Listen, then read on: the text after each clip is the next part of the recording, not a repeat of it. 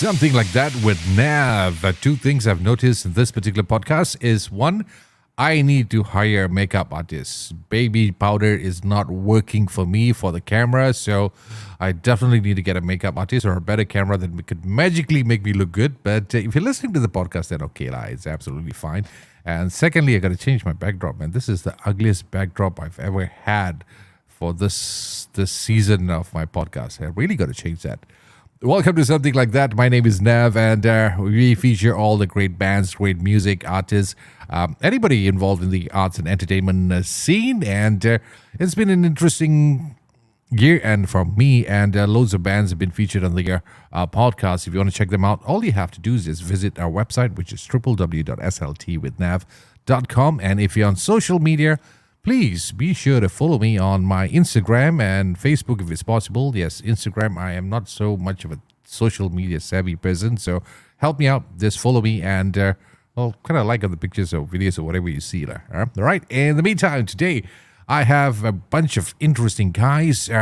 Stumbled upon their music recently, and I just have to know who are they, what are they all about, what's the music like, because for the very first time on my podcast, I have done absolutely zero homework because I couldn't find any details about them. So the best way to know the band is to chat with them. So let me bring everybody on board. I got Adam, I got Ajith, I got Daud, right?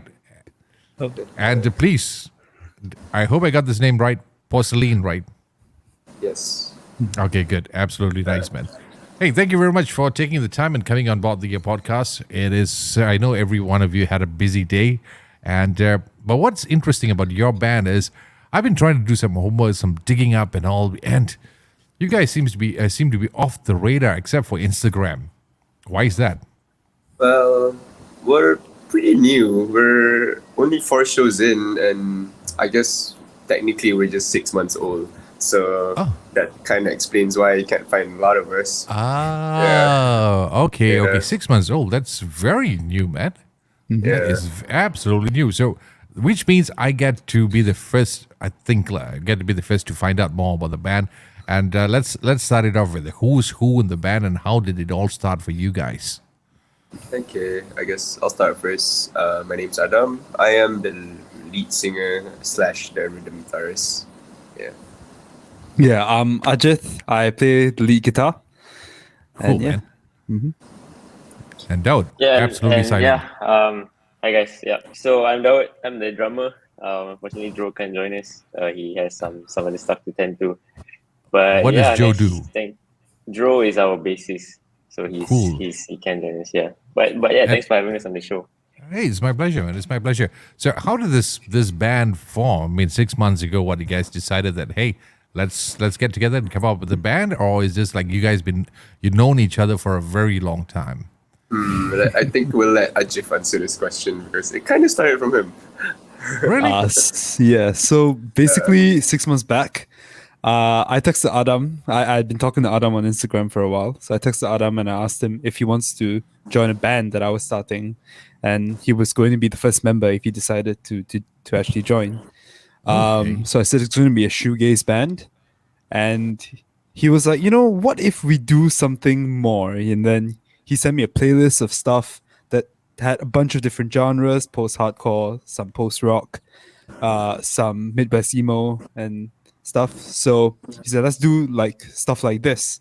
And I was pretty interested, so I said yes. Then we were like, okay, so we only need to find a drummer and a bassist now. So Adam's friend, at that time, Adam and Dro had already known each other for a couple of years. So Adam reached out to Dro to ask him if he wants to hop on as our bassist. And I talked to a couple of friends, and one of them suggested Daud to me, said, you can text this guy. He might be interested in joining a band. So I texted Daud, and he agreed. So that happened, yeah. That was absolutely quick, man. So you mean to say that not all you guys were not friends, all friends prior to that, except for you and Adam? You were just like complete strangers and just joining in together. That's pretty interesting, man. Because you have different lifestyles. It's like, are we any one of y'all are college buddies or anything like that? No, right? No, not at all. Wow, that is That is so interesting, because most of the bands I chat with is either they've been college mates or childhood friends or people that hang out most of the time together. But you guys seem to be like complete strangers just coming together and forming a band all together. And of course, sorry, you sing? Yeah, it definitely felt like that because I think when our first jam session came around, it was a little bit awkward because it was our first time meeting each other. So we were just like, oh, okay. It definitely felt different than, getting together as a band where you actually known each other for like the entirety of high school and stuff. It felt like a business meeting, if I do say so myself. Yeah. But how did that reflect on your chemistry as a unit? I mean, in terms of performing and so on, I'm pretty sure that would have been a bit difficult, right? I would say we kind of hit it off pretty fast because we kind of just chose the songs that we all collectively like the kind of genres that we can kind of vibe with. So the first jam sesh, yeah, sure, maybe we're just very socially awkward as people, but as musicians, we kind of just hit it off. Yeah. Nice. And, well, in order for you to know about a band, or rather their music, is always reflected through their influences or the kind of music they listen to. What about you guys? Can you just help me? Let's go around the table and each of you will tell me who do you listen to and what's on your playlist most of the time. Okay. For me, I'm kind of jack of all trades. I sure Porcelane is primarily a rock band, but personally I listen to a lot of hip hop. I started off with hip hop actually, and on my free time, I think I like to listen to a lot of 2000s band like Pierce the Veil, All Time Low. Those are my inspirations. So if you listen to Porcelane and you hear like 2000s inspiration, that's where I kind of come in and just pour it into the band. Yeah. Okay. How about you, Ajith? I guess for me, I sort of listen to some of the more obscure genres within like the umbrella of rock. So that's stuff like psychedelic rock and like shoegaze. Those, I guess, are my two main genres. So in terms of shoegaze, I listen to bands like Slowdive, Nothing, My Bloody Valentine. I listen to, and in terms of like psychedelic rock, it's mainly Tame Impala, some Morgan Delt. So yeah, those are my influences. I haven't heard those names in a while, man. Yeah, pretty interesting influence. And for you, Daud, how about you? Yeah, I mean, I don't know, like I never listened to any of the genres these guys would say. Like I pretty much just listen to pop punk most of the time. Actually, what Ajith has been listening to had never like even crossed my mind to listen to. Like shoegaze, whatever Ajith said was like psychedelic rock. I think the only psychedelic rock I listened to would probably be like Red Hot Chili Peppers. Other than that, yeah, it was mostly pop punk, like like MCR, Paramore, like these kind of guys, as well as a lot of thrash metal. So I think Megadeth, kind of metal. Yeah, I mean those were my influences. But I like to go back to the previous question, which was how do we meet? So Ajith pretty much we have a mutual friend, I guess. His name is Ariff. So shout out to Ariff for hooking us up. He pretty much texted me saying that, hey bro, I have this friend, he wants to form a band. And I'm like, okay, cool. So he passed me Ajith's contact, or I forgot who contacted who. I think Ajith reached out to me. I say, yeah, sure. He added me to WhatsApp group. We kind of set a day to jam. And it was at this really like far studio in Kota Damansara. For context, I stayed in Bangi at the time. Wow. So yeah, it was like a 1 hour drive. And I think I showed up late. We couldn't find a middle ground. Yeah, in like a drummer fashion, I showed up kind of late, I think. I thought drummers were early most of the time. It's the vocalist that comes in late. The reason why we come in late is I think because like the only thing we carry to the studio is like a pair of sticks. So like I'll literally like walk up to the studio and like show up with just a pair of sticks. And then like these guys are still setting up. So like it kind of makes up for the time that I come late. Oh, okay. That's why he likes it. But yeah, I think like and the funny thing is that I think these guys kind of sussed me out and kind of caught me lacking a bit because I didn't really practice any of the songs except one. Okay. All right. and I think that actually kind of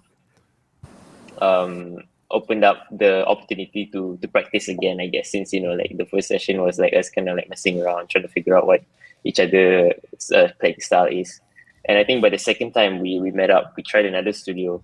And I think from there, we all kind of studied the songs, and we got to a point where I think we were comfortable with each other. And then it kicked off, and we started writing our own stuff, and I think it was pretty cool. Yeah. Well, lesson that we will take back from this one is one to the present drummers and future drummers, or for those who are planning to form a band. Do not listen to these guys. It is not okay to show up late for a jamming session. Okay, moral number one. Okay, do not do that. Don't ever do that again. Okay, I don't want to influence the rest of them. And two, you guys just made me feel so old when you just go back as like the old stuff, like 2000. Man, I feel ancient right now, dude. My 2000 was considered. I mean, for me, 2000 was like recent, and way back, I'm talking about stuff from the 70s. So. Dude, I seriously got to get a new assistant for this show, man. There's someone younger for this particular podcast. But in terms of your music, so far you have released one track, right? Which is Give Me Something to Sing About. Yes. I kind of like the sound of this one because you might have gone back to 2000s. I feel that it has a bit of the 90s alternative or other 90s rock feel in this particular track. If we really pay close attention to, it's basically, if I want to summarize, I would say this was the 90s emo rock kind of thingy. 90s never had an emo rock, but that's what they used to feel like. And it is quite nice because I enjoyed the alternative era from the 90s, from the Seattle grunge and all those kind of things. So let's talk a little bit about this song. What's this song all about, and who wrote it, and how did it all start off with this song? Okay. Well, thank you for bringing it up, because I think the 90s definitely also takes part in my inspiration as well, because I do listen to quite a fair bit of Nirvana. But don't say 90s is a classics, yeah? Please do not say 90s is a classics. Don't ever do that. Not yet. Not yet. Okay. Give it another Please, 50 years, maybe. Yes, thank you. Thank you very much. Okay, yeah, sorry, you're saying, sorry. Yeah, but to start off, I think the song, actually, the riff of the song came from our bassist. He kind of noodled the opening riff, and we kind of just expanded on it as a band. He showed it to us, I think, during our second jam sesh, and then we got everyone to just kind of mess around about it. As for the lyrics, I wrote most of the lyrics, and I think moving forward as well in Porcelane, most of the lyrics comes from me. But basically, the song is about just getting your point across. Like sometimes when you argue and you talk, and sometimes people are a little bit too assertive, you can't get your point across, so you get frustrated. And the title "Give Me Something to Sing About" is more like no, you give me something to sing about, Okay, right. That's nice, man. Because I kind of like the tone in this particular song. I was just listening to it. Like I mentioned this on almost all my podcasts. Is like it's always before the show. That's where I listen to the whole thing. And I was just about half an hour ago, I heard the song a couple of days back, and I was listening to it again today.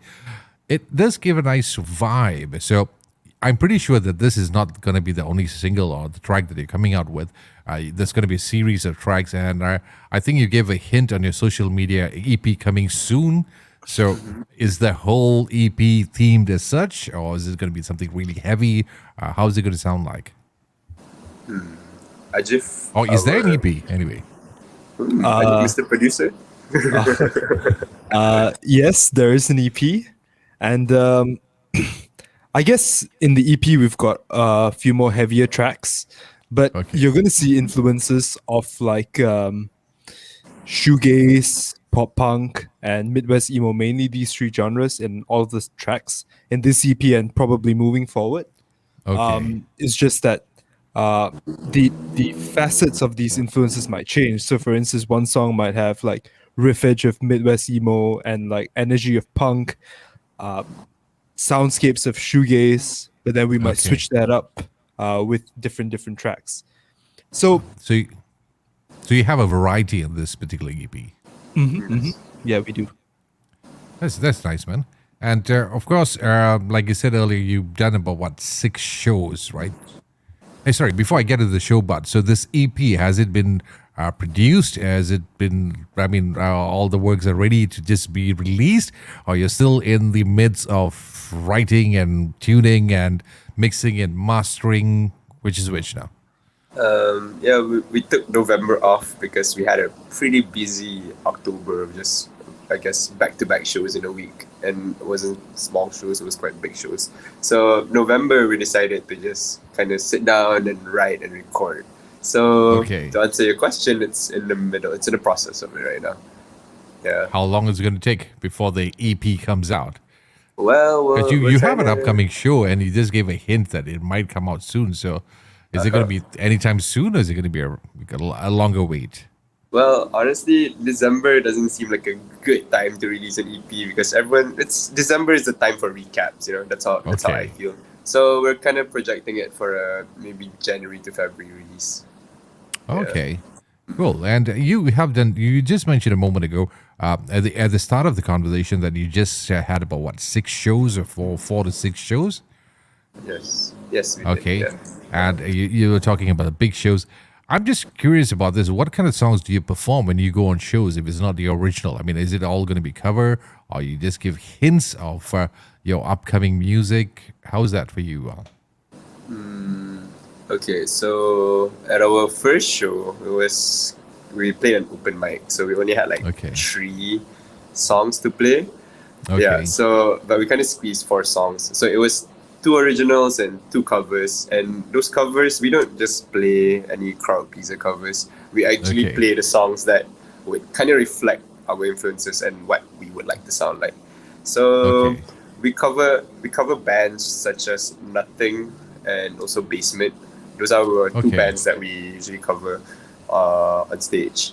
So the shows, in terms of shows that we played, after the first one, the shows just kind of got bigger and bigger.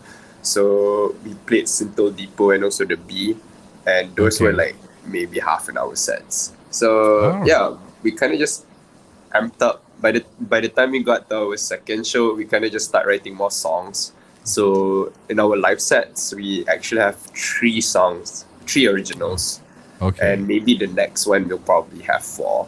Yeah. Nice. So so as the show goes on, we're adding 1 original, per show, and eventually it's gonna fill up into a 30-minute slot, which is, I guess, the bare minimum to be, not a cover band. That's absolutely cool, man. Could you just help me out and tell me which were the shows, if you can recall, that you played? Because I'm trying to figure out whether I have seen you guys or maybe perform. Because I have a memory of a Goldfish. Sometimes I just enjoy the band. I don't really know who they are, but I just love to sit down and just watch, feel their energy, and listen to their music. So maybe I might have stumbled across one of your gigs. So could just name me a few that you performed. Okay, in August, we played at Anggo Studio for an open mic, as I mentioned. Our second show, we played at Live Fact KL. It was a push to play. That was kind of crazy because being a young band, we didn't expect to kind of fill up the whole place. We managed to sell at least 100 tickets. So that kind of gave us a huge boost. Yeah, it was pretty a lot. We didn't expect that kind of show up, that kind of turn up. And it gave us quite a huge confidence boost to just kind of let's apply for other places. Let's do this, let's do that. So, of course, after selling out a whole venue of 100, we kind of had to up the ante. So the next show after that, we played Volkswagen Fest at Sintel Depot, which was like a battle of the bands thing. It was pretty huge. It was a competition. We didn't manage to win it, but we didn't win the prize. The experience, man. Yeah, it's an experience, but we managed to win a lot of hearts actually. So I think that's what we came for. And then our most recent one, which is a week after that Volkswagen Fest, we played at the B, which is called Hello, I'm New. Yeah, and that was just a showcase of new bands that was thrown by Darren from An Honest Mistake. Yeah. Okay. Oh, that's the one I saw there. Okay, this time he didn't message me on that one. Usually he does. Okay, but one thing I admire about you guys is before coming up with the EP and going on a full blast, you have given the audience a teaser of who you are. You have tested the market, And one thing I've always been encouraged, I'll always encourage bands was participation into these band challenges and so on at the initial stage. Not because you want to win the thing or not, but it's a damn good marketing spot, man. It's just yeah, like, I hey, agree. this is who we are. This is our music is all about. It's not about winning, but to showcase what you have to the audience, which is, I find it to be brilliant, man. And of course, you have an upcoming show. Before I even get there, I just have this one particular question I've been wanting to ask the bands that have come on board. How does this so-called gig work for you to go and perform there these days? I mean, back in the day, I know how it worked, but recently, as of lately, how does it go? Like, do you approach the studios or the shows saying that, hey, we are around and we want to play this? Or do they invite you and you just go and perform for a fee? How does it work these days? Okay, it kind of works both ways, but being a young band, you kind of always have to reach out first. It's Okay. like, hey, we're Porcelane. Is there any slots for us to fill up, for the month and stuff? So I think for the first 2 shows, it was pretty much that. It was pretty much me or Ajith sending out emails to any venues to be like, hey, we're Porcelane. This is what we do, and can you slot us in this particular slot? And usually they get back to us and be like, okay, we can't slot you in this time, but maybe we can do it next month, that kind of stuff. Okay. But we noticed after our second show, and especially after we released our single, it was a little bit easier to get shows because people has reference points, they have reference points to be like, oh, okay, this band sounds like this. Because without the single, it's honestly up to their imagination. So at least with the single, they can be like, okay, you know what, they are a 2000s shoegaze / pop punk sounding band, Yeah. So I think for the B, we were kind of approached. For Volkswagen also, we were kind of approached. So in terms of fees being paid, half of the time it's just door sales. So so like how we get paid is based on the turnout. So before every show, we kind of really amp up our marketing and they just be like, hey guys, we're having it this Saturday on this month. Please come, that kind of stuff. If you come, we'll give free stickers. Yeah, we gotta beat them. Okay. Yeah. Oh, I'm impressed. You guys are actually getting paid. Back in the day, when people approach, it's like, okay, no, you just do for free. But thank you to all the organizers and venues who actually pay the band. That's the most important thing these days. Don't expect anything for free. I think it's easier this time around, though, especially post-COVID. That's what I noticed because previously, I before this band, I did play with another band, and I think before the MCO and stuff, it was a little bit harder to get paid. Nowadays, I think after MCO, people just kind of did their research, studied at home, and everyone is just very keen to go out and watch shows. So I think that's partly the reason why bands are actually getting paid now, because everyone's much more transparent. There's a whole lot of gigs, man. Yeah, there's a whole lot of gigs happening. It's like you're spoiled for choices. Almost every weekend, a minimum of 2 gigs per weekend. A minimum. I mean, I'm talking about Saturday at least about 2 to 3, and Sunday another 2 to 3, which is nice. I kind of love that whole idea. You're gonna start hanging out more to check out more bands, and it is nice to see the whole fraternity, the independent fraternity, is growing as such. And you have an upcoming show which I've noticed, and I kind of like the whole concept of it, called what? Final Exam. The Mascot's final year-end show, and you are performing along with the bands with Smesta, Incident Ruang Lega, then what's this? Insert band name here. That's one of it. And what caught my attention was you're encouraged to wear school uniform. Is that how the whole theme is all about? Yep, it's a whole final exam thing, pemeriksa akhir tahun. So it's the cuti sekolah. So I guess it's one last run of wearing your baju sekolah and take all your handouts from your teachers to do your summer homework. So instead of handouts, they're getting a new EP from Mascot, I guess. Yeah. Okay. This is asking for trouble. The last thing you need to hear authorities is catching school students. Yeah, exactly. I was kind of worried when they proposed that. Yeah.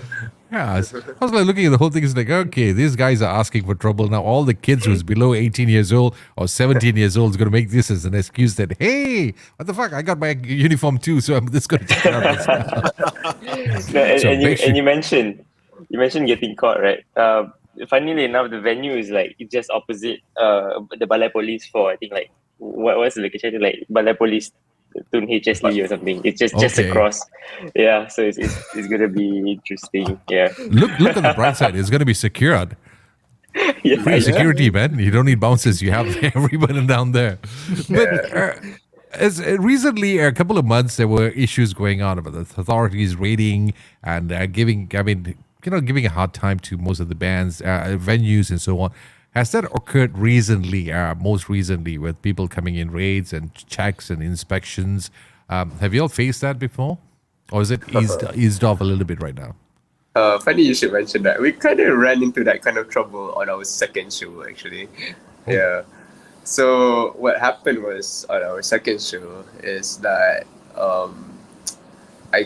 we kind of got lucky because honestly, the authorities were just kind of camping out outside to wait for like after a certain time to just walk up and be like, hey, it's way past this time. You're making a lot of noise, But we managed to stop the show in time before they can actually come in and do something about it.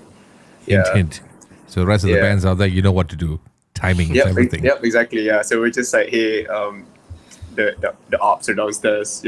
Just calm down and just chill about it. So yeah, kind of settled it as how any Malaysian incident is settled. I'm gonna mention it, but yeah. So far, you guys haven't got yourself caught up in that situation, right? Yeah, being stopped, gigs being stopped halfway now. Okay, Yeah, I know, lucky yeah. you, man. Yeah. Actually, once in a while, experiencing it could be fun, also. It is fun. It was pretty thrilling. It was the first time for all of us. Even the other bands were like, "Whoa, that was so cool!" It's like this was our first show here, and like, wow, you mean that felt Taz? He called out my name. The cop called out my IC. cool. Yeah, exactly. They were like, "Whoa, I never thought." That's rock and roll, we went man. to a That's rock and porcelain roll. show. Yeah, we went to a porcelain show. It was like this. Yeah. Oh man, it is an experience indeed. But I've seen a lot of indie bands lately. I admire them very much because I had a chat with, I can't recall who was it I was talking to. The best part about having indie bands these days, they're very disciplined compared to what it was before. Now they're all like well planned. Their planning is amazing. It's like, the quality of work has increased a lot. Putting a lot of effort in technology and upgrading themselves and showmanship. The whole details, which I admire very, very much compared to the old school guys. And it has improved. The community has been supportive among each other. That was amazing, man. I've seen guys who just basically tour, band members who just follow other geeks, other bands who are performing. And do you guys do the same thing? Like, do you all like support other bands? Do you go visit other geeks as frequent as possible? Me, yes. I try to go to a show at least maybe 2 or 3 times a month, as much as my pocket allows me. Because that's a sure, lot. there is a lot more shows now, but I think the prices are kind of going up too. But with reason, of course. With reason, definitely. Cost. Yeah. How about you, Ajith and Daud? How about you guys? Do you guys go out frequently? And before I forget, who do you enjoy watching most when it comes to geeks? Who do you follow the most? Okay, I'll let Ajith go first. I haven't really been able to go for a lot of it, mostly due to schedule clashes or money issues and stuff. But the ones that I have gone to, I guess I've enjoyed watching Mascot play live, and we're playing with them on the 18th again. I think the energy is insane. I've enjoyed watching the Filters play live. They're pretty good as well. Okay. And those are 2 that come to my mind off the top of my head right now. So yeah, Daud. How about you, Daud? Yeah, I don't really have a, I guess, like go-to band. But most of the time, I try to kind of drop by Merdeka whenever they have like an open mic or something. Most of the times, they have an open mic and a headliner. And whenever my friends open mic or headline, I'll just drop by, show my support, say hi. And you kind of meet a lot of new bands that way. I think a lot of bands do use Merdeka as a kind of like platform to just like maybe like launch themselves off. And I think it's really cool that they provide that platform. And like more studios and more venues are popping up left and right that allow these new bands to showcase themselves. Not just new, but even like more like old school or more like veteran bands, I guess you could call them, like the OGs. Yeah. Even these guys are showing up here and supporting the venue and showing that no venue is too small, right? You can just go, like you can just pop up inside the road and play, and if you have an audience, your music is reaching people. I think that's pretty cool.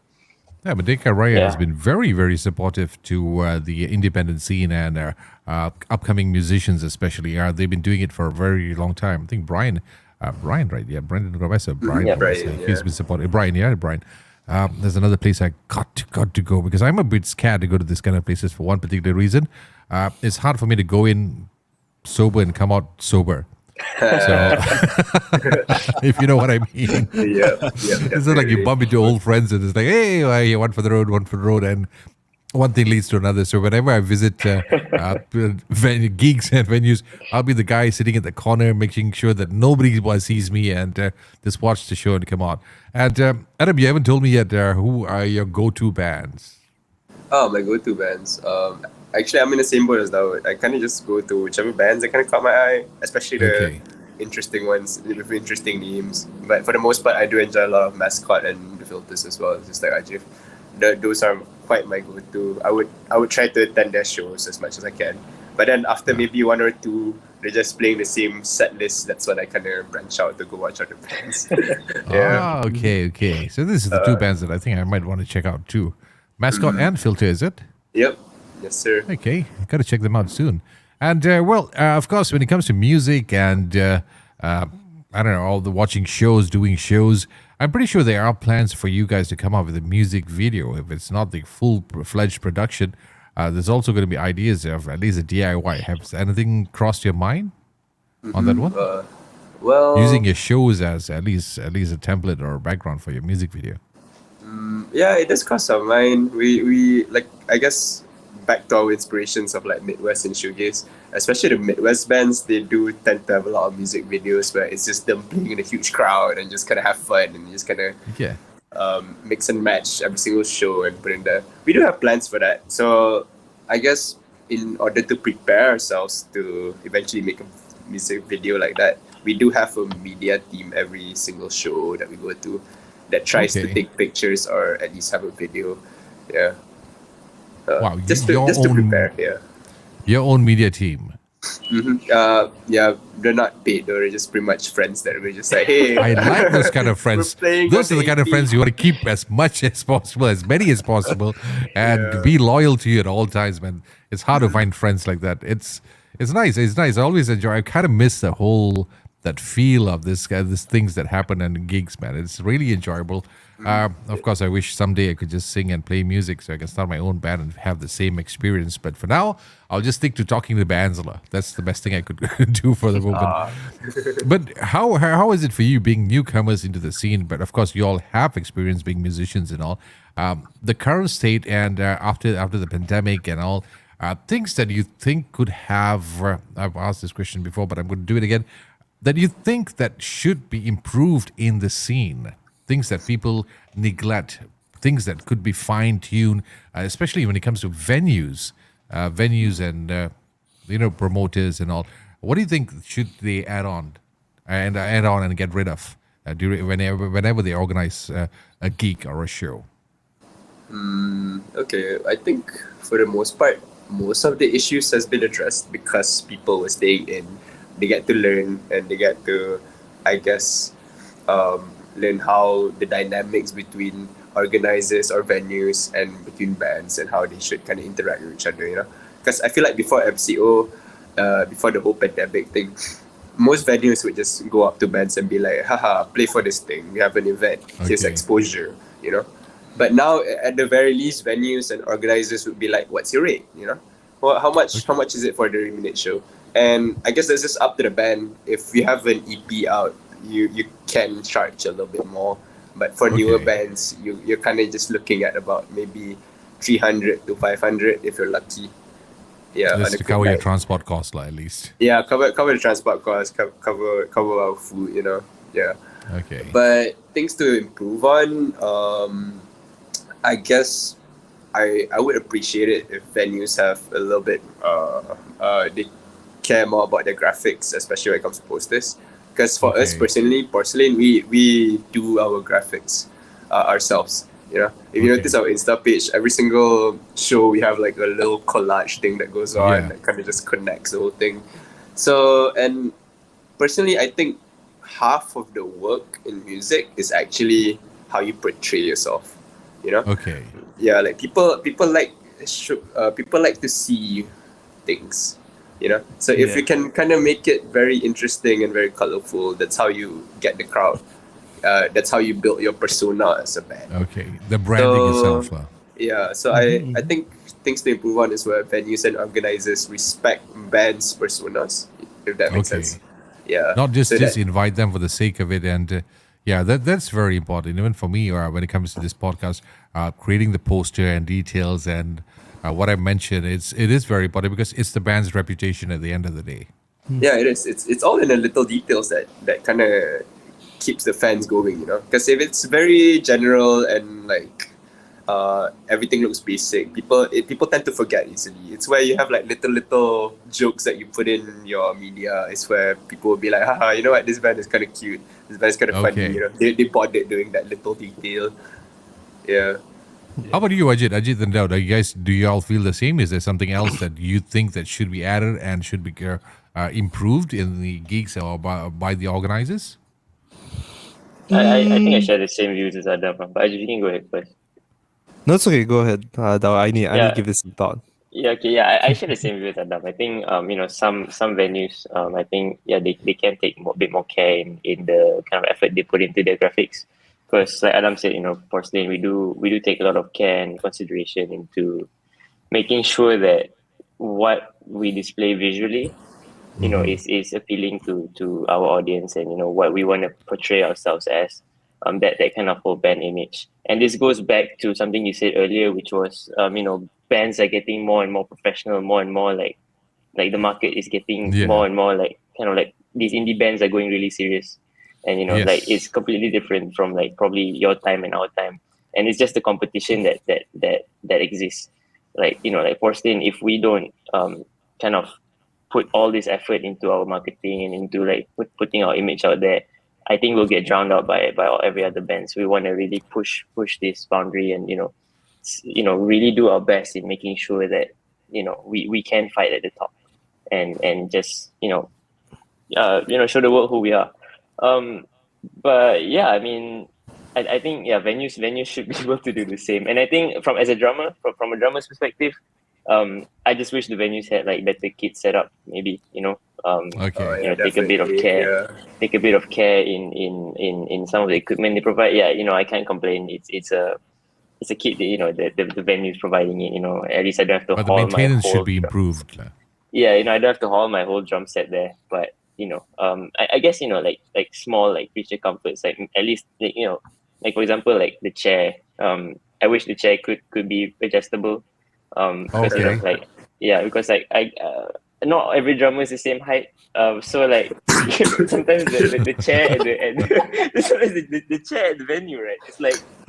It's like all the way like up, and you can't move it at all. It's like dead bolted into place. Like someone welded that chair. Like you just can't adjust it. And you'll be stuck in this awkward playing position, and you try to move every other piece of the kit to suit your height and suit your playing style, but it just doesn't work. So I think that's the minimum. I think like having a chair that can be variably adjusted whenever you want is the first step to, I think, making sure that the drummer is comfortable.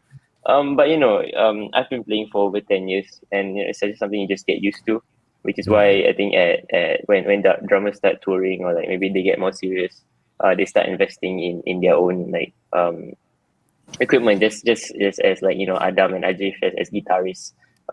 They would probably want to have ideally like maybe their own like amp setup or something that they are happy with. But yeah, it's just stuff like that. And maybe like one pet peeve I guess drummers have is when the cymbals don't have like a felt, so like the cymbals are protected by this like plastic and felt piece, and like a screw, so that when you hit it doesn't fly off.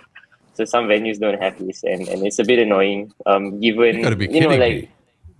some venues like it either it's like it's just there as like a cosmetic piece, like you can't spin it, it just kind of just stays there.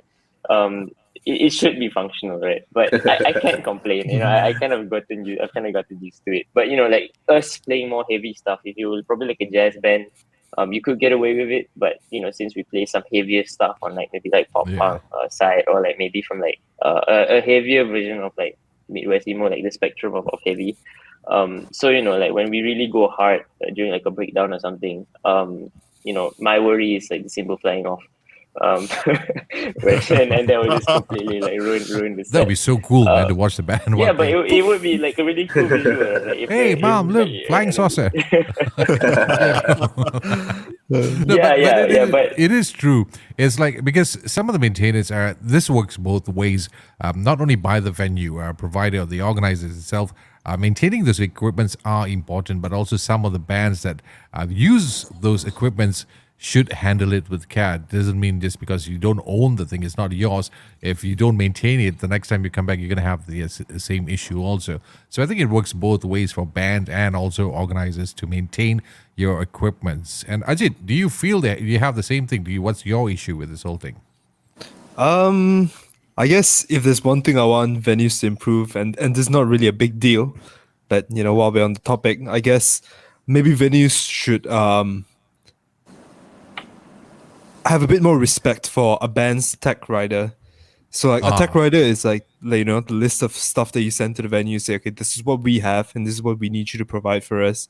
Okay. And sometimes the venue might not adhere to this tech rider, and that's fine. But as much as possible, where it's possible, I would love for venues to pay more attention to the tech rider and be like, okay, so this band wants this, let's try to get them this. And if they really can't, then I guess reach out to the band and say, hey, you put this in your tech rider and we can't provide it. Can we look for any alternative means or stuff like that? Yeah, basically that. But do they actually approach the bands prior to the show and ask for your tech riders? Mm-hmm. Or is this like, hey, this is all we have, and do they ask for your tech riders? Is it? That usually happens for bigger shows and not for gigs per se. Yeah, these days I think it's a standard procedure for them to ask. At the very least, get the basic things, like a 4-piece drum kit, that kind of stuff, guitar amps. Just a very basic form of attack, right? No wonder Darren was pissed off the other day. It's like I saw his status. Like, what's the point of asking a tech rider if you're not going to provide anything in the tech rider? Okay, now I get it. Now I get it. Well, what is happening down there? But for me, on a personal note, I don't know, when I look at this whole thing, that venues, I like it. I appreciate what they're doing, getting more people. But there's one thing I think they could improve on. Venue providers, please do not take me this. Is the ambience of the whole venues. Like, it's just a bit too dull. I wish they just had different concepts or every month or week or shows. Because sometimes when you just look at some of the social media pages and every band that has performed in a certain venue, it's like for months it still looks the same. No matter what, who, what theme, what show, what goes on, it's the same background, the same environment. So it's kind of boring when you look at it, especially when you go check out a show. It's like, come on, man, at least a little upgrade, like change the curtains a bit from blue to red color or something like that. It also helps with the show, right? Yeah, like every venue like nowadays is pretty much just like concrete wall, concrete floor, and then a stage, right? Yeah, it's so boring. It's all that rustic feel, in the age where everything is documented via social media, you need to have some good pics, man. You need to have some good pics to actually show your venue. Because I think I could guarantee, I could say this daringly, that at least 6 shows, or rather 6 bands that perform, everything looked alike. 6 different times, different dates, different shows. But when it came up with the social media, it looked like everything happened in one day. That's true. Yeah, that happens a lot. So I think they should look into that also, man. That's something that I hope could change. Anyway, guys, I know I've taken so much of your time. It's while recording this, it's past midnight and it's past your bedtime. Tomorrow is back to work again. It's okay. It's all good. Yeah. But just curious, all of you all are working in 3 different places, right? Adam was telling me off air before we even started recording that he works for a fintech company. And Ajith, you're still studying right now. And Adam, you are with which company again? Which line of business? Me? Sorry, not Adam. Daud. Sorry, pardon me, Daud. Oh yeah, I'm a software engineer. I'm at a small startup. But So IT, funny you yeah. mentioned that. I resigned this morning. Congratulations! Freedom! So it's a guarantee he'll not be late for the next jamming session. But no excuse this time. The first step to freedom. Unfortunately, in a tech role or like a software engineering role, your resignations tend to be a bit longer. So mine's 2 months. Oh, So, man. Yep. It's Well, very long. countdown to freedom, man. Countdown to freedom. Oh, man. Yeah. Best of So luck we'll with see you what's guys. next. Yeah, well, it's thank you. good. Thank you. Anyway, once again, thank you so much for taking the time and coming on board the podcast. I really enjoyed talking to you guys, and I'm just looking forward to checking out the shows hopefully soon. Hopefully can make for the next one, which is going to be 11th of December, right? 18th of December. 18th of December. And where is this again? Location? This is going to be at Moto KL, which is at Pasar Seni. So it's going to be a rooftop venue. So hopefully no one falls off. Yeah. Pasar Seni, man, I missed that place. You used to have the shows over there.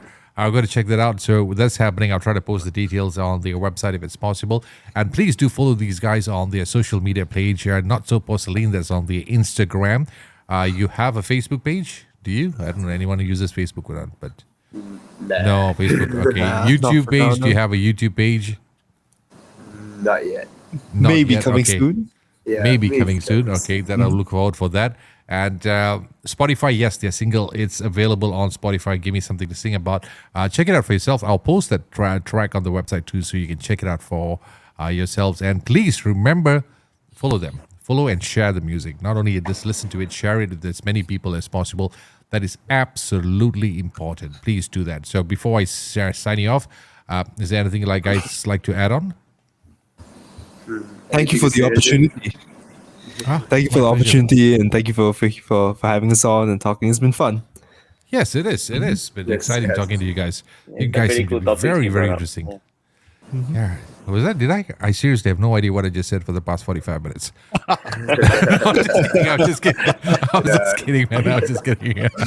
I just wanted to see whether the face still works or not. But anyway, thank you so much, guys. I'll see you guys soon, and best of luck in your shows and your upcoming music, which I hope you don't take too long to release. Don't keep us waiting for too long. Since after this conversation, I'm so looking forward for it. It's a great track. Give me something to sing about. Available on Spotify. Check it out right now. Thank you, guys. Thank you, Daud.